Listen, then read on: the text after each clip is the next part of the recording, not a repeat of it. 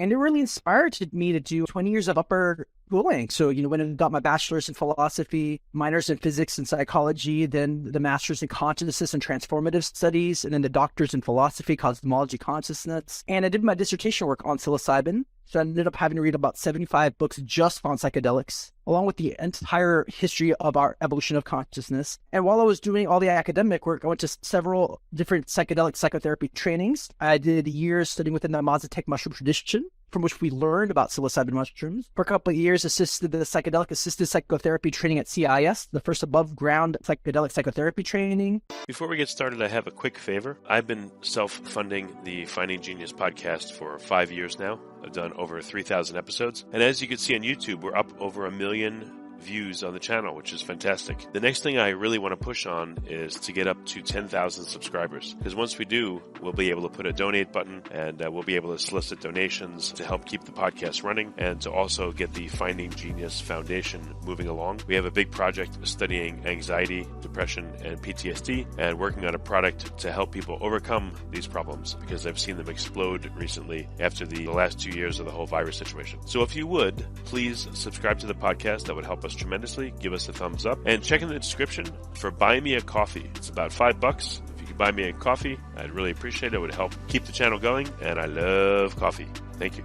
Forget frequently asked questions, common sense, common knowledge, or Google. How about advice from a real genius? 95% of people in any profession are good enough to be qualified and licensed. 5% go above and beyond. They become very good at what they do, but only 0.1% are real geniuses. Richard Jacobs has made it his life's mission to find them for you. He hunts down and interviews geniuses in every field: sleep science, cancer, stem cells, ketogenic diets, and more. Here come the geniuses. This is the Finding Genius Podcast with Richard Jacobs.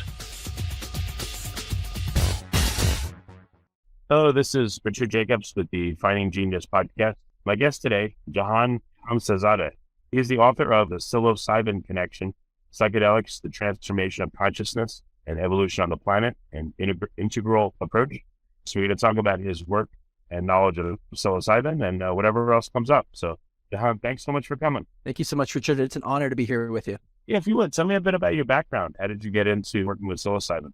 Yeah, psilocybin changed my life at the age of 18. I'm 39 now. And it really inspired me to do 20 years of upper schooling. So, when I got my bachelor's in philosophy, minors in physics and psychology, then the master's in consciousness and transformative studies, and then the doctor's in philosophy, cosmology, consciousness. And I did my dissertation work on psilocybin. So I ended up having to read about 75 books just on psychedelics, along with the entire history of our evolution of consciousness. And while I was doing all the academic work, I went to several different psychedelic psychotherapy trainings. I did years studying within the Mazatec mushroom tradition, from which we learned about psilocybin mushrooms. For a couple of years, assisted the psychedelic assisted psychotherapy training at CIS, the first above ground psychedelic psychotherapy training. Now I work at Ottman Retreats, doing legal psilocybin ceremonies. Now I work at Synthesis, reviewing their content for the psychedelic guide training, and mentored at the School of Consciousness Medicine. So it's been pretty full on now in this realm of psychedelics for many years. Yeah, very interesting. So the assisted sessions, what do they use for? People that are, I've seen, I guess, on documentaries, people that are having existential crises, they're dying of cancer, or they have intractable depression or things like that. What are some of the therapies you see that are useful for? It's such a big answer, but the honest question is almost everything. What we've seen is it creates a state of wholeness and steals the sense of fracturedness we have with ourselves or relationships with the world. Then in terms of the neuroscience, it creates a hyper-connected brain state. So any parts of our brains that become no longer communicating with one another. So this has been helpful for 80% of people with treatment-resistant depression. That means the population that nothing else has worked. They've been in therapy for 20 years, tried all the medications, nothing's worked. For 80% of them, it's helpful. I think it's about helpful for 90% of all people. It's been really helpful with near end-of-life anxiety, people diagnosed with a terminal illness that they have months or a couple years to live, and they're paralyzed in fear. They're able to overcome their fear and enjoy the rest of their life and let go of the fear of death with the help of psilocybin. It's about 80% successful for nicotine addiction, which is one of the hardest addictions. 80% successful for alcoholism. It's helped OCD. And overall, it seems to make people... I was an atheist before psilocybin, kind of more spiritual, and I'm grounding spirituality here in the sense of we're all deeply interconnected. And as we come to realize that, a lot of the other fears kind of go away and our hearts open more, and we tend to lead more meaningful lives. Yeah. You said you're an atheist. What, if this is too personal, it's okay. But did you have a particular trip where you had a religious experience? Like what happened? That's it. And it was completely unexpected. Yeah, I was suicidal, depressed, and an atheist by the time I was 15. And in a lot of existential inquiry, when you're full of pain, you're like, why the fuck do I exist? Why are we here as humans? How did we get here? Where are we going? And this kind of thinking consumed my thoughts for years. And then I had this boundary dissolving experience at 18, kind of felt eternal, merged with the universe, and a voice arose in my consciousness. And I was like, is this God? It said, yes. I broke down crying, and it said, love's the most important thing on the planet, followed by learning. And if you keep these two qualities in that order, you won't worry about the complexity of anything else in life. And it changed everything. Just that 90 minutes changed my life. I've had hundreds of journeys, and it's still the most important one that I think about daily. Because I was able to see not only my depression change fast, but my change of my sense of identity and the way I see a world. And I was just fueled with this kind of motivation and passion for learning that's now gone on for 20 years. So it's one of those, so what studies have shown now, 65% of people in the right setting have a mystical experience. And we've been studying this since the 60s, with the first... Just about to ask you that. Yeah. You said 65% if it's done right? Yes, that's huge. Yeah, I mean, you're talking about these states that were so elusive for most of human history that might happen for grace or after decades of meditation. Now, with the right dose, with the right kind of person and the right kind of situation, 65 people have this huge breakthrough that even after 20 years of follow-up, people say is one of the top 3 most important experiences of their entire lives. So I've been grateful to be able to do this work illegally. And you're there sometimes in front of people noticing that they're having the most important experience that they'll ever have. Well, I tried it once. 24 years ago. It wasn't like in a clinic or anything. We just had a friend, and I guess looking back on it now, we probably had quite a lot. We had like 3.5 grams each. It was pretty intense, but I do remember a lot of elements of the experience. It was weird. I remember at one point I was laying down, and all of a sudden I felt like I was at this party, and everyone that I cared about was there. It was the best party I'd ever been to in my life. Yeah. I just started moving to the music, and I was so happy, and I think I probably started crying. I was just so happy everyone was there, and it was really intense. I didn't have a truly spiritual experience, but it was a pretty intense experience I never forgot. I mean, that is very beautiful. It's not so far. It's just the spiritual part is deepening that, the sense of connected to everything, really happy. This is such a beautiful kind of perfect moment. And you can see why it helps depression, right? People that have been stuck in a negative emotion and kind of frame of mind and feel alone for so long, for decades, and all of a sudden they have an experience like that at a party. It boosts their mood and gives them a new state of reference. What's possible? So I'm curious, given that this was so beautiful this evening for you, though intense, why didn't you ever do it again? Oh, because it was also scary. I was with my girlfriend at the time, who's now my wife, and totally relaxed about it. I was like freaking out. And she's like, I'm going to go to sleep. And I said, no, please. I begged her not to sleep. And she said, come lay your head on my chest. And I did. And her heart was so loud in my ear. I was like, and then she did fall asleep. And I was like, oh no. It just was so intense. I thought I would never come out of it. So I had to tell myself, tomorrow you're going to wake up. It'll be sunny. You'll be hungry. You'll go get food. Like really, really, really, really, really basic things. So I think that's why that, I wasn't with someone that helped guide me through it and everything. And so it was very scary at certain points. I mean, that's the truth. I mean, it can be very, very intense, especially once you go 3 grams, 4 grams, 5 grams and up. The clinical studies used about normally 4.5 grams. And so it's best there to have a guide or a therapist that knows the territory, that can reassure you, that can help you process all the stuff. And so the recreational setting at a party can be very beautiful and also highly disorienting. I'm glad you had your wife with you. It seems you felt even closer to her, even though once she fell asleep, you kind of felt a little bit more alone. And part of the beauty, it only lasts 4 hours. So you do eventually come back, even though it can feel like forever. Yeah, when I started coming down and I felt it, then I was like, oh, thank God. I know, right? But it was just, I was on the very edge of reality, it felt like. So it was scary. I don't like to, some people really don't like to be out of control. And, I see some of the sessions that people do with psilocybin, they'll put on like an eye mask and lay there. And I wouldn't want to do that at all. If possible, I would rather sit there with a practitioner or two and talk to them. I'd probably talk them to death, but I wouldn't want to lay there with like zoning out like that with a mask.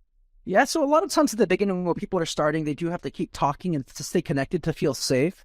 What I found, maybe about after a couple of hours of talking, and it depends if you're a kind of person that helps people feel comfortable, safe, and relaxed, they're able to let go.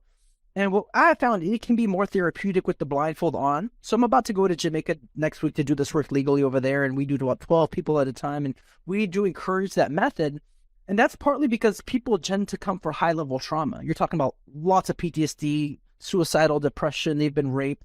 And so they're suffering so much that we want to get them inside to do the deep work and the deep healing. So it tends to be more effective when the focus is internal. That being said, we kind of have to create the space so that the person feels really safe to go inside. That makes a lot of sense. Yeah. Interesting. I know the sessions are private, but do you ask the people are done with their session, do they want to go back and see themselves or hear things they said, or do they remember enough and it's a private experience for them? You just Yeah, I mean, it's quite a procedure, really. I mean, we do prep sessions like with Jamaica before they head out. We do a lot of prepping before the journey. We get out all their psychological material, like doing regular therapy all the way up to the actual journey. Journey is about 6 to 7 hours. And then we do a lot of like therapy afterwards, including following up once they get back. So it's fairly comprehensive in that way. And we are taking notes during the journey. Sometimes people can forget part of their journey. That doesn't mean the impact still isn't taking place. That being said, we do take notes, so when we remind them, it tends to jog their memory and pull it all back for them. Any experiences, without saying names or anything, but any amazing experiences that you've observed or heard anecdotally from the person in front of you, what they've experienced? I've seen hundreds of journeys, and so I can't even begin to tell you how incredible it's been. A couple come to mind right away. One person had been drinking every day for 5 years. And she came in and dealt with the deepest really deep childhood trauma and agony that she wasn't aware of. So she was in excruciating pain for 6 hours. And you're there with them completely empathically the whole time, moving through this deep pain. And as soon as it was over, she completely stopped drinking. And I've been following up with her for years now. She's completely stopped drinking, and her life has gotten tremendously better.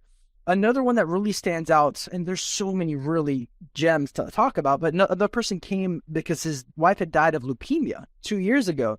And so he was in deep mourning still, and it was hard for him to move on and be more present in another relationship. And he had the experience of talking to his wife for 5 or 6 hours. And you can even just tell how meaningful that was, that this person that you lost, that you let go of, that you've been thinking about all day, every day, that you haven't had a chance to feel their presence or contact. And all of a sudden you get to feel like they're there with you for 6 hours. Wow. Yeah. He was able to drop it, really move forward. Again, I've been able to follow up with him for years. And the impact has been lasting. And the hardest part about this job, it is incredible. The hardest part of this job is navigating expectations, because some of these outcomes are so extraordinary.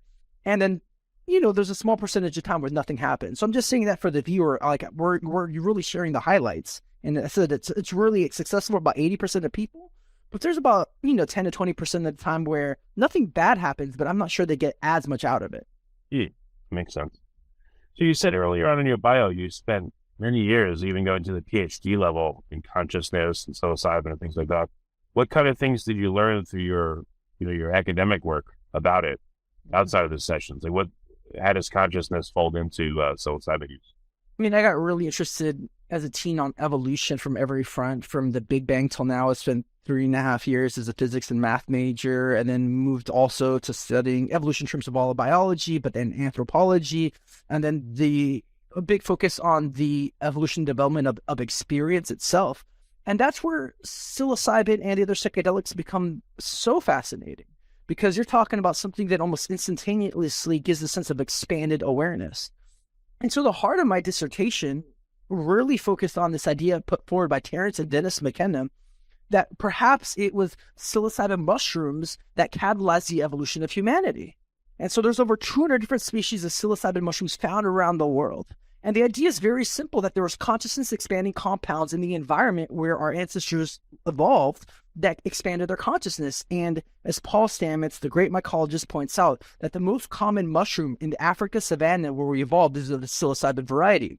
We see archaeological evidence of psilocybin use there. We know now from the neuroscience last 10 years, it creates a hyper-connected brain states and stimulates neurogenesis, the growth of new nerve cells. We know it creates mystical experience. So this also describes the very emergence of religions, of myths, and then of art itself. And so after 20 years of looking at this theory, I came across it at 19.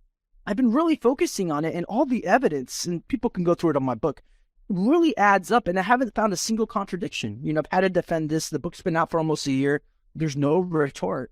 And so it's a big deal to probably see in a very logical, rational, grounded way how we became human. And I think these medicines can help us become even better humans.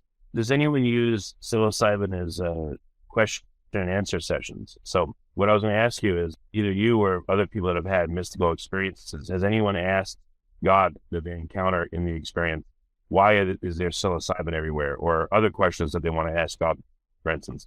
Could you do that? Could you write down a number of prompts and then take the psilocybin, let's say with a guide, and then during the session at the right point, pull up the prompts and ask and just see what comes of it while you're having that experience? Absolutely. Plenty of people I have upheld journeys where that's a big part of what we're doing. Terence McKenna, probably my favorite philosopher. He's notorious for knowing that, for talking directly to the mushroom. So yes, that is a high possibility. It's not a guarantee, but there is a sense that you're in contact with a very deep kind of universal intelligence. It's trying to pour wisdom into you, that cares about you, that loves you, and is trying to teach you. Instead of brainstorming, it'll be shroom storming. It's made up that spin. I love it. And, there's a lot of since the 60s, there's a lot of evidence that points out that there's been major creative breakthroughs because of it. There's a good book called What the Dormouse Says, that the entire even personal computer revolution in Silicon Valley was spurred by psychedelic use. There's 3 LSD research centers in Silicon Valley at the time. We know it's influenced all the movies, the musics, the cultures, the ethics, the values. And so there's definitely a lot of creativity, spirituality, wisdom, and I think compassion that can evolve using these psychedelics in the right way. So, how have you decided you're using it for yourself? Like, how has this changed your consciousness, and are you still on a path towards getting somewhere? What are you using it for? Yeah, great question. I mean, I've had hundreds of journeys at this point, and I love them deeply, and I feel pretty whole. I feel pretty complete. I feel I found what I'm looking for. There was years of searching. I was obsessed with philosophy and inquiry, and I'm grateful to come a point that I'm settled. And a big part is just realizing this deep sense of unity. So there's no longer this sense of seeking. That being said, the world's still such an exploration. I crave novelty and newness. I love learning. And I feel I'm at a point right now where I get to divert most of my energy to helping other people heal. They've impacted me more than anything else. So I wanted to create safe spaces and educate the public about these medicines. So what needs to happen with psilocybin use, in your opinion? Does the method of administration need to change, or the laws just need to be clarified to allow people everywhere to do it? Or what is I want to call it an industry, but the consciousness work that you do, what does the industry need? I'll just use that word. Yeah, I mean, it's evolving much faster than any of us expected. I've been looking at this for 20 years. In the last 3 years, the acceleration is ginormous. We have psilocybin projected to become federally legal in 2 years. So doctors across the U.S. will be able to prescribe it faster than we ever thought. The decriminalization movement on a local grassroots level has taken off. So in Oakland, where we live, it's decriminalized. We're probably around 7 or 8 different cities across the U.S. now. It's legalized now, which means people can set up storefronts and licenses in Denver and in Oregon. And so we have a huge industry emerging. When I got into this, there was only 2 trainings anywhere that I could see, or now I hear about a new training every week, a new psychedelic psychotherapy training. I've been in touch with USONA. I've been doing some talks with them. They're one of the lead psilocybin researchers that have been pushing towards legalization. They're one of the 2 large companies that are going to have a big hand in psilocybin becoming legal, and they're building this huge planet compound in Wisconsin, and they're doing next level group ceremony settings. So I came in as a consultant to see what kind of, how they could design the space and what kind of content they can put up there. And it's moving forward fast. So education is first and foremost. There's a stigma from the 1960s around psychedelics that came from misinformation that needs to change. The laws need to change so that people feel safe and they can actually get help in this infrastructure. And then people need to get trained. That's probably the biggest bottleneck, is getting enough trained individuals. It's such an effective form of therapy. There will probably be a psychedelic psychotherapy clinic in every city. It's that much more effective than regular talking therapy. We just need enough trained, good people to be able to hold those spaces. What is the therapy like after someone has come down from their trip? You said that people do talk therapy. How is it different than without the psilocybin talk therapy? Yeah, so again, I love talk therapy. It doesn't go as deep. I still studied somatic psychotherapy for 2 years, Hakomi, and I've studied a variety of tantra trainings, like working directly with sexuality. And I'd say those go deeper because so much of the trauma is actually held in the body and it's unconscious. And so talking only goes so deep, and people can't get to the root of the stuff and help get it out of the body. The psychedelics tend to engage you at the core of your consciousness. They change our view of ourselves and reality so fast. So Stan Grof, one of the biggest researchers in the field, he worked in this area for 50 years. He said psychedelics catalyze holotropic states of consciousness, states that organically move into wholeness and healing. So if you give a person a good amount of psychedelics and create a safe space, the content that they need to heal that's repressed tends to come up by itself. And then you're there as a therapist or guide working directly with that content. And then there's a lot of follow-ups with integration to make sure people make these changes in their lives, that they can help interpret the experiences in the right way, that they can feel grounded and not alone. You know, the point being that this isn't just a peak experience, it's as beautiful that is, like not like just visiting a different city or doing some extreme sport, but that you really create these insights and embody them and change. And so people might have regularly, health is a huge part, like what habits need to change? What's my morning routine look like? Does my diet need to change? Relationships need to be better. Am I living my sense of deep purpose? These are major things. The point is to have a good life. And I want to make sure those psychedelic experiences translate into somebody's life becoming much better. Okay, so people that want to seek out an experience like this, they don't want to do it themselves. They want to do it, I don't want to say properly, but with guidance, so it's more likely to go well. What do they look for? Do they Google something? Is this still underground in certain places? What is the person that provides the ceremony called? Like, how do people find this stuff? It's still underground because legality, it's decriminalized, but not completely safe. And so that's why we set up this, retreat in Jamaica. It's Atman Retreats, ATMAON Retreats. And because we wanted to create something safe, above ground, legal that people can just have. Jamaica being the only place where it's 100% legal. Also work with Synthesis. They're based out of the Netherlands and they do retreats over there. It's like a gray zone, but it's been working for years. People could go to my website, psychedelicevolution.org, for a lot of different resources. So one of the hardest parts for people that aren't kind of networked into this is finding a right person. That's going to change tremendously in a few years. Clinics are going to cost a lot. It'll cost a lot to work in a clinic, but it'd still be possible. Accessibility is one of the hardest things right now because of legality. There are lots of practitioners, but everybody has to play it a little bit safe because people are risking themselves to help other people heal, and it's still not completely legal. Yeah.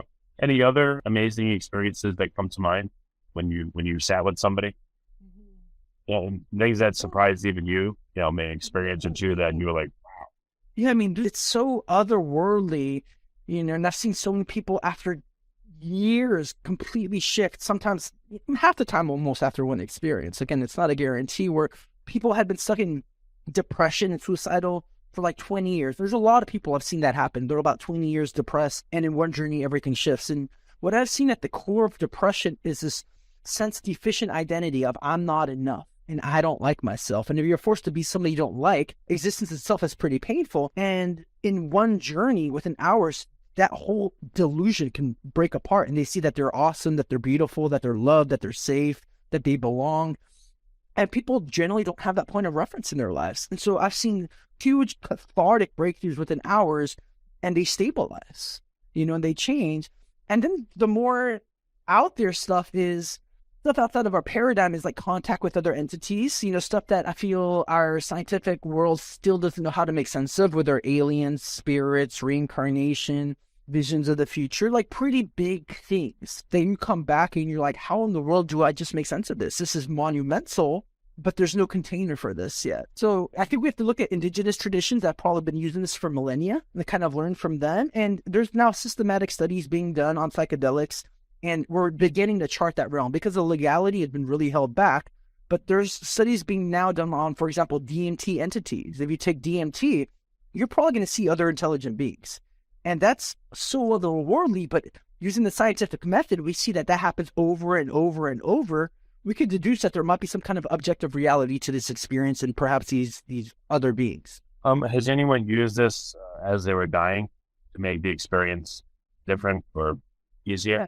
Yeah, no, I believe Timothy Leary, one of the biggest things in psychedelic history, and I think Aldous Huxley did, so those are a few decades ago. If they did, since then, it's been illegal, so it probably hasn't been that public. But that being said, there's been now decades, about 20 years of research of near end-of-life anxiety. So people that are dying, and within months of them dying or within a year or two, they use it to overcome that fear, and they're able to live more fully. So in the actual transition themselves, yes, people have, even though they're not might do a lot of work, but Timothy Leary is probably the most famous for taking LSD while he's dying. No. Did he say anything, or anything known about the experience? I would have to look back. I think his family was there, and for those that may not know, his ashes were burnt and then sent out, I believe, into space, like in a rocket. So I think it helped him transition because he was so familiar with that territory. And Bill Hicks, one of the best, he's somebody else that did this work as he was dying. He was a comedian that was really huge in the 90s, and he was a really big proponent of psychedelics. And he was diagnosed with terminal cancer, and he had a few months left to live, and he said, one of the things I had to do before my die was go take 5 dried grams with my friends in a field in Texas. And he has this really famous line in the skit. He says, "We need a positive drug story. How about this? Today, a young man in acid realized that all matter is merely energy condensed to a fuller vibration. We are all one consciousness exploring itself subjectively. There's no such thing as death. Life is but a dream, and we are the imagination of ourselves. Here's Tom with the weather." And so there's this sense that death isn't real. And I've had that with psychedelics too, that once you die, you become interconnected in a very vibrant, living, experiential way with everything. It's like this massive celebration. It's just we come to see this death as a mystery, and we project the worst things onto it. But it's actually like coming back into merging with light itself. And so it really eases all the defense mechanisms we have around dying. No, that's pretty powerful. I mean, fear of death is incredibly strong. I felt that, I had thyroid cancer, so which wasn't even a bad cancer compared to most of them. But I'm really sorry to hear that. You feel like you're gonna die. Well, thank you. And when you feel you're gonna die, it's not a pleasant thing at all. Nope. It's all consuming. It's if you're in pain or in fear, it's all you could think about, and so you're really stunted. And it's quite a prison. I mean, just fear itself, it can really stunt us tremendously.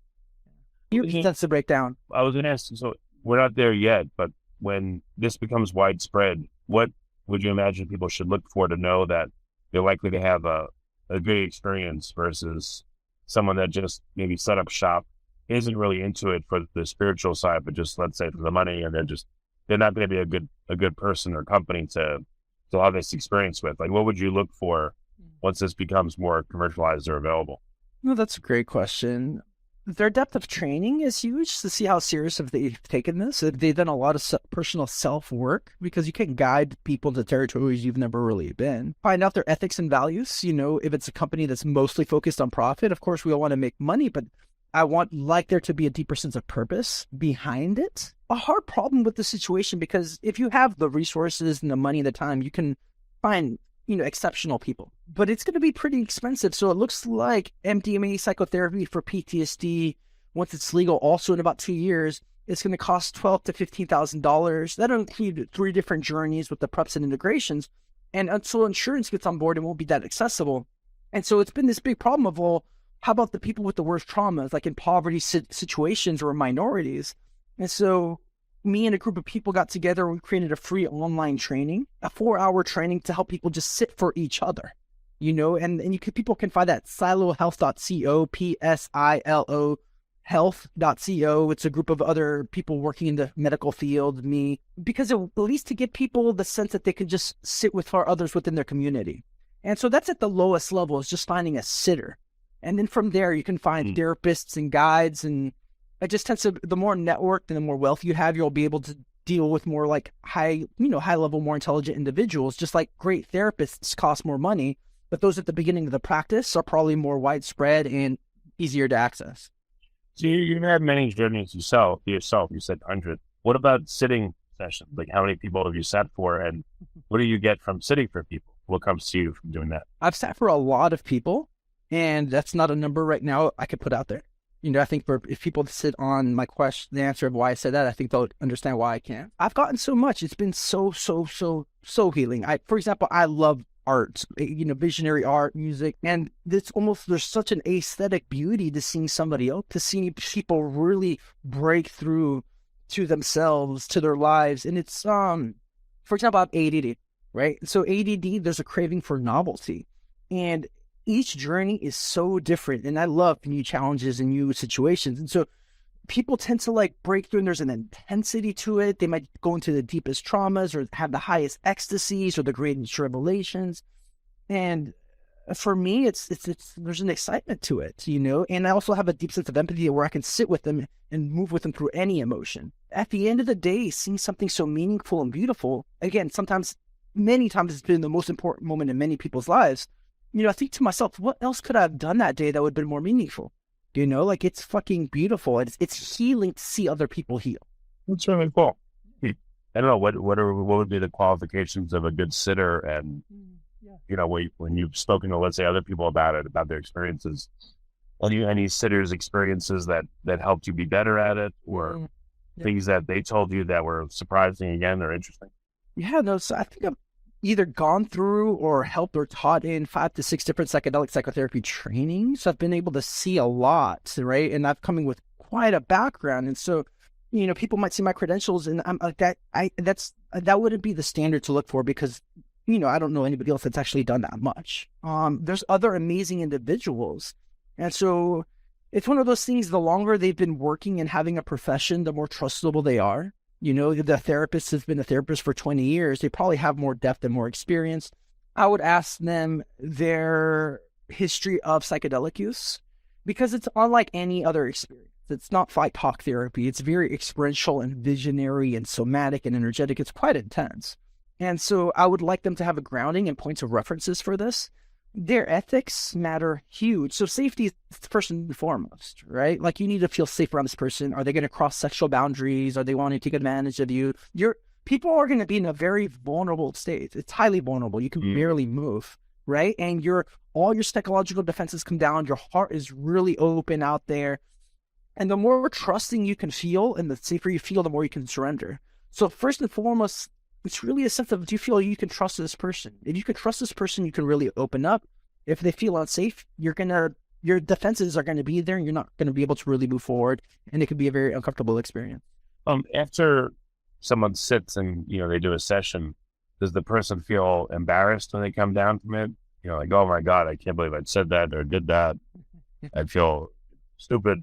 Once in a while. It always turns out great. But yeah, we have this everyday egoic structure that has to have some kind of control, including keeping some level of poise and our sense of self-image, and we're used to acting certain ways. And when people come in, I expect them to fall apart, like the entire structure to dissolve and turn into a puddle and probably turn into a baby, because there's so much of the wounds are in that baby child itself. They're early in life.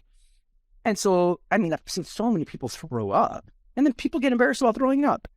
Or I see people cry and they start apologizing for crying. I'm like, this is exactly why you're here. I've seen a lot of people, or they felt they talked too much and they get embarrassed. It's little things that shame comes up. There's like what you see, Brene Brown, the shame researcher, would say there's a vulnerability hangover. They were really vulnerable more than they're used to, and then they look back and they feel shame. But ultimately, that's what's healing, is being able to be seen in that state and still loved and accepted. Allows them to actually become more themselves and feel safer in a deeper level. Okay, that makes a lot of sense. You said the field's been changing like crazy the past 3 years. What are some of the recent changes you've seen, and are they good or bad ones? It's all around. For me, it's overall good. Again, education is getting there's bestsellers now on psychedelics, the documentaries, How to Change Your Mind for Michael Pollan. Both his book and Netflix has been huge. Fantastic Fungi by Paul Stamets, and the documentary has just gotten all around. We're going to have the largest psychedelics conference ever taking place in June in Denver, put on by MAPS, who's been one of the main researchers for 30 years. It'll be about 10,000 people. And so the field and interest is growing exponentially. There's a lot of money coming into the field, a lot of venture capitalists, a lot of people starting businesses.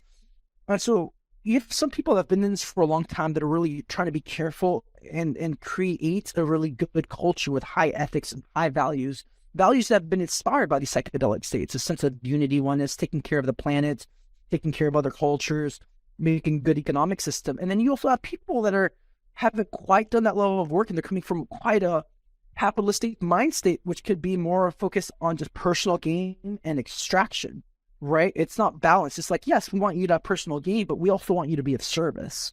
right? So you're going to have a lot of people coming in. There's a lot of companies trying to patent whatever they can. There's been several companies trying to patent everything they can around psilocybin. And psilocybin's been naturally growing for about, it seems like 70 million years. It's available all across the world. And so they're trying to patent every little thing of like, what if we serve the psilocybin this way? Can we patent this? So that they get rights to something. But what that does is it restricts other people from doing things. And so there's a lot of fight back. So anytime there's somewhere you can make money, there's going to be some level of greed coming in. But we're all becoming more conscious of that. That's going to be the hardest thing. And there's different perspectives around laws, around in what specific ways laws could change or should be changing around this. Overall, it's all been very positive, but we're still meeting so much the challenges from living in the society we presently live in. Okay. Well, very good. So one last question. I've interviewed a number of people on, wild plants and foraging and things like that.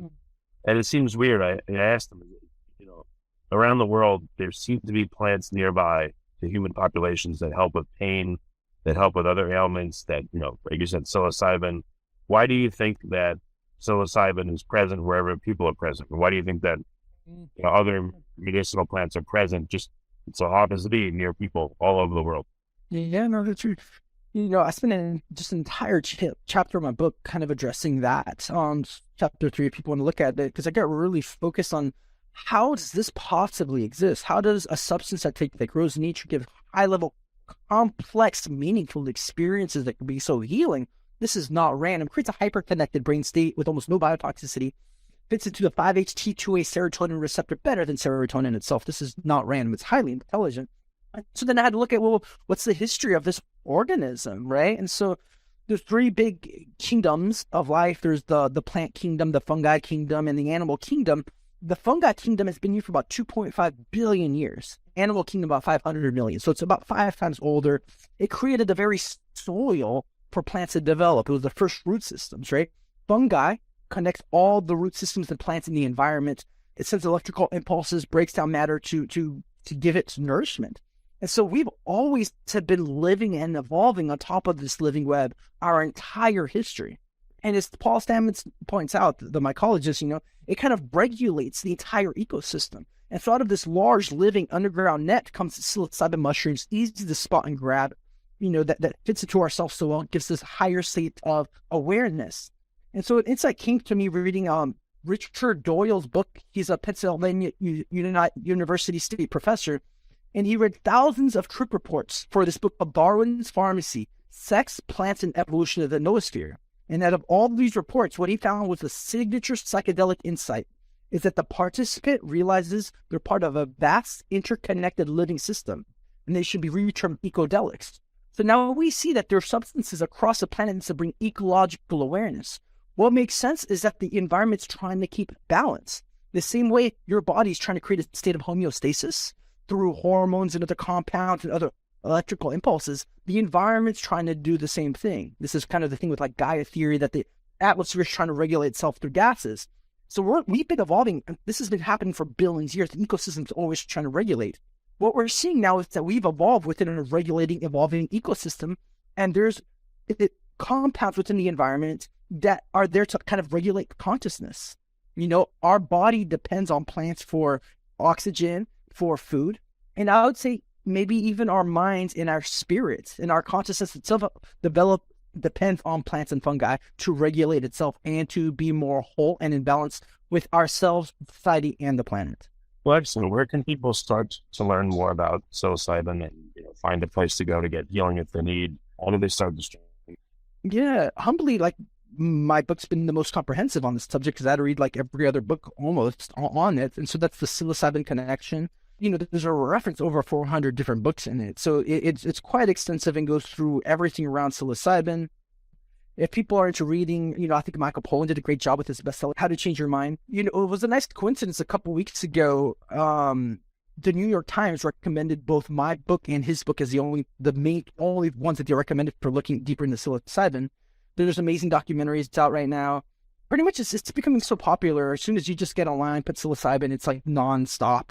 And people are making videos every day on it right now. If you want to cultivate, my friend Seth has this website, mycorrhizingfungi.com, for $100. There's a 5-hour workshop teaching you how to grow mushrooms, so you can do it yourself and get really safe. And There's a psychedelic society probably in every major city. Let's put a psychedelic society in your town's name. Yeah, so there's ways to get community, and all these places have nonstop talks on it. And so the community aspect's amazing. Just keep connecting with more people that are interested in the subject and having more conversations around it. Okay. Well, actually, this brings to mind one last question, if that's okay. If you have several people that are highly experienced with psilocybin, and they all dose at the same time, is there any group kind of dynamic that you've been able to create, or other people you've seen create that? I don't know. What can you do if you have, again, a bunch of very experienced practitioners that all do it at the same time? What can they do? What can they accomplish? I'm glad. I've been able to have those experiences. There was a highly trained group of us that went to Oaxaca, around 18 of us, I think, and journeyed by itself. It's good. It's great, but we're also really deep into our own journeys. But something that's been amazing for all group dynamics that we found right away doing this in Jamaica is there's a huge sense of healing that can happen doing it in a group. And first, I want to preface, if you have a high level of trauma, the one-to-one work's really important because somebody's there to really work with you on the personal level with trauma. With the group work, we almost all have some kind of trauma around belonging. We have some kind of trauma around our family. And in this state that our boundaries dissolve all together in a large group, it creates a sense of cohesion at times and of deep meaningfulness. And so when we've led these retreats in Jamaica, we do about 12 people at a time, it becomes so apparent that aside from the psilocybin, the next big medicine was feeling connected to a part of a group. And we've seen people stay in contact with each other as part of these cohorts for years, right? Because now you feel a sense of tribalness, of community. Your heart's finally open. You might have felt closed down from other people for years. Now the heart's open. At the same time, other people is, now you really deeply connect. And that brings a great sense of confidence and security and inspiration. So I think anything is possible. They've done this work with scientists and architects, I think in the 60s with LSD. And part of the thing was you had to be stuck on a engineering or strategic intellectual problem for 18 months to be able to qualify. Then they give them LSD, and within 24 hours, 90% of this group, and it's about 60 different people, were able to solve their problems, right? All across the fields. It's probably the biggest resource for humanity when it comes to creativity, for ethical awareness, for expansion of almost anything. So maybe someone should make a psilocybin think tank. It'd be pretty cool. Huge. It's such one of the biggest. I have an entire chapter on creativity in the book too. I think it's our biggest untapped resource. It's just so bad that it's been illegal and kind of pushed away. Because once we change our consciousness, everything changes. All our capabilities, the way they see the world, the way we show up, who we think we are. And so I think much of the technical problems that we have, or including the development of AI, for example, is going to be highly influenced. And we already Silicon Valley, they're using a lot of psychedelics already. But I think as this becomes more widespread and accessible, I think the level of novelty through technology and philosophy, through politics, through all across the world is going to rise up incredibly. Excellent. Well, Jahan, thank you so much for coming on the podcast and for all you do. It's been a really cool call. Thank you. Thanks, brother. Thanks, Richard. It's been an honor to be with you, and grateful for everybody that showed up to listen. Happy to be here doing this. If you like this podcast, please click the link in the description to subscribe and review us on iTunes. You've been listening to the Finding Genius podcast with Richard Jacobs. If you like what you hear, be sure to review and subscribe to the Finding Genius podcast on iTunes or wherever you listen to podcasts. And want to be smarter than everybody else? Become a premium member at findinggeniuspodcast.com. This podcast is for information only. No advice of any kind is being given. Any action you take or don't take as a result of listening is your sole responsibility. Consult professionals when advice is needed.